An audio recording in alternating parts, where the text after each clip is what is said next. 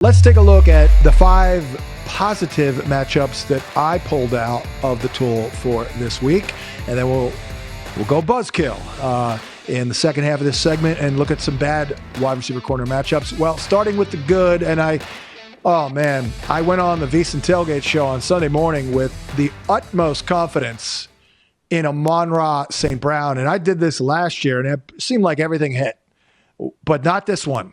So we're off to a bad start because, the Lions just didn't show up. This week, though, we got to get right here. They are zone-heavy defense, and Amon-Ra usually crushes zone. He's going to see, I'm assuming Kyler Gordon, who was inactive on Monday night. For now, let's assume he's not in. So it'll be backup Nick McLeod, who gave up 0.41 fantasy points per route run faced last week. That was the most in our database. So I'm going to have to go back to the well and give Amon-Ra some love here.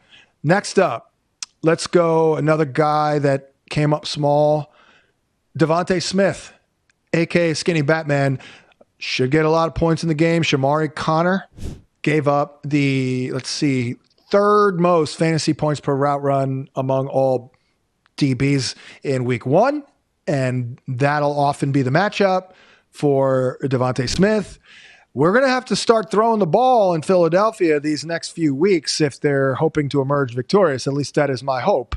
I'm trying to, what is the phrase or what is the term where, wish cast?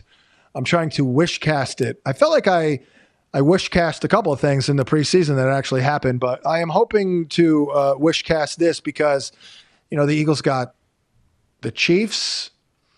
They've got, I think it's the Bucks and another really good offense these next 3 games. So we got to start throwing the football around. Obviously, A.J. Brown and Skinny Batman let a lot of people down.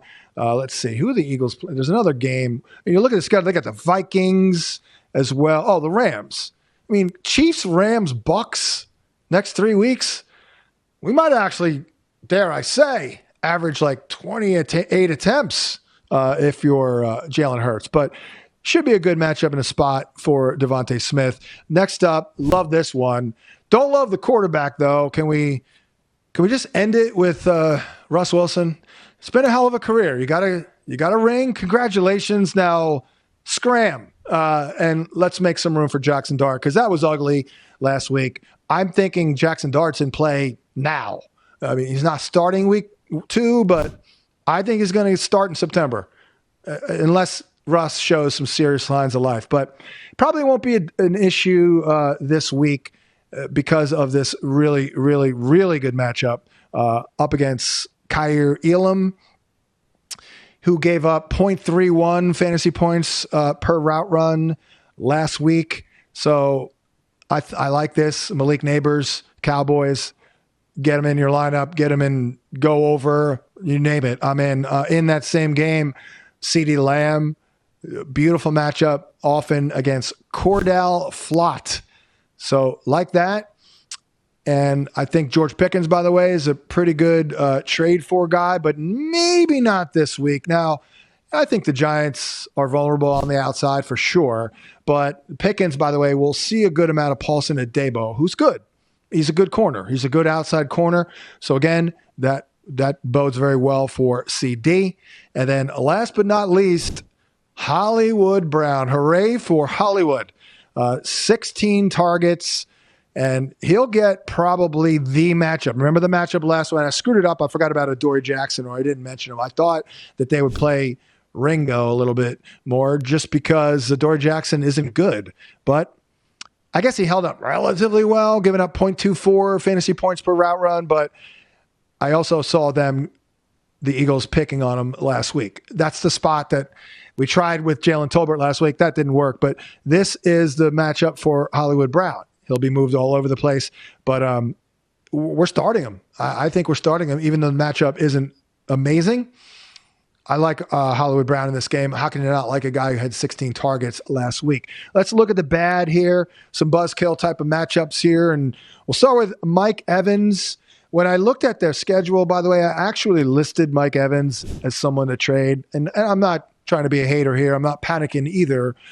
He did have a top, I think, 7 average separation score in week 1 per fantasy points data. So I'm not necessarily worried about him falling off a cliff at his advanced stage, of course.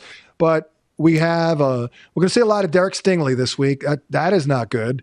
I also see some problematic matchups in the very near future for Big Mike, like Sauce Gardner for the Jets. It's a little scary here. Porter. So this week, though, Derek Stingley. He's a badass. 0.22 fantasy points per route run. Tet McMillan, he was good. He looked good. But unfortunately, the cupboard was completely bare. Not the Hubbard, the cupboard in Carolina because, well, Jalen Coker is on IR, and I really think they regretted that Adam Thielen trade, quite frankly. I mean, that's a blankie right there. That's a safety valve for the quarterback, and he didn't have it in week 1, and it showed. So I'd be worried about him. He'll see Will Johnson, who was one of the stingiest corners in football last week. Let's take a look, and he's way up there. It's like top 10 for the Cardinals. He gave up just 0.16 fantasy points per route run. Keon Coleman, big game last week, but I'm not buying it because Josh Allen's pass attempts could drop 45% this week. And Coleman should see a lot based on alignment numbers. Sauce Gardner, they do play some man, a lot of man. So they'll probably just man him up unless Josh Palmer starts making plays. So not going to be fooled by Keon Coleman this week. Terry McLaurin. I played a prop for him. I may retire from playing Terry McLaurin props. I respect Terry McLaurin, but I've never thought he was great. Honestly, I think he's a little bit of a one-trick pony. A vertical guy and all that. But this week, how about Debo though? I was into Debo. Debo catching downfield balls from Jaden Daniels and looking good.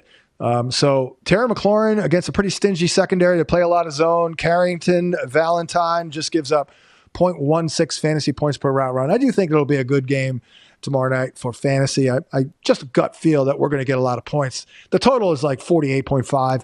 Last but not least, another guy I think is good. Made a really good, nice catch on Monday night.